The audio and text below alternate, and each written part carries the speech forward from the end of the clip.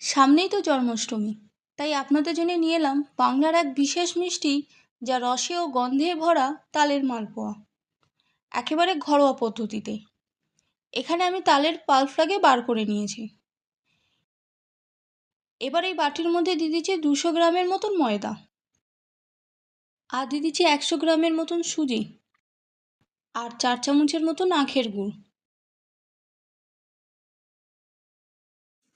এবার এর মধ্যে দুধ দিয়ে সম্পূর্ণ উপকরণটাকে ভালো করে মিশিয়ে নিয়ে একটা মিশ্রণ তৈরি করে নেব।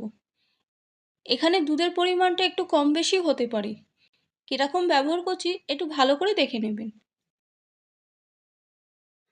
আবারও দুধ দিয়ে ভালো করে মিশিয়ে নিয়ে মিশ্রণটাকে আমরা স্মুদি করে নেব। মিশ্রণটা আমাদের একদম স্মুদি হয়ে গেছে।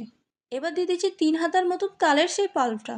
এই পাল্পটাকেও মিশ্রণের সাথে ভালো মতন মিশিয়ে নিয়ে সামান্য একটু দুধ দিয়ে ভালো করে মিশিয়ে নেব। এখানে মোট 200 গ্রামের মতন দুধ আমি ব্যবহার করেছি।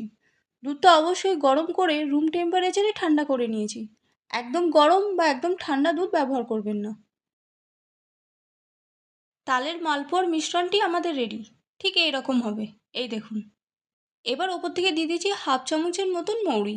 এই মৌরিটাকে মিশিয়ে নিয়ে আমরা এটাকে 10 মিনিটের জন্য চাপা দিয়ে রেখে দেবো। তারপরে এটাকে আমরা ভেজে নেব।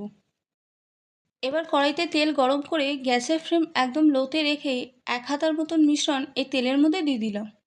এবার যখন মালপোয়াটা নিজে থেকে ফুলে উঠবে তখনই এটাকে আমরা উল্টে নেব। একদম তাড়াহুড়ো করবেন না, না হলে মালপোয়ার বাইরের অংশটা পুড়ে যাবে এবং ভেতরটা কাঁচা থেকে যাবে। মালপোয়ার দুদিকটাই আমাদের ভাজা হয়ে গেল। এবার এটাকে আমরা তুলে নিচ্ছি। আর একটা ভেজে আপনাদের আমি দেখাচ্ছি। আবারও 1 হাতার মতন মিশ্রণ এই তেলের মধ্যে দিয়ে দিলাম। গ্যাসের ফ্লেম একদম লোতে রেখেই এই মালপোয়াগুলো আমাদের ভাজতে হবে, না হলে পুড়ে যেতে পারে।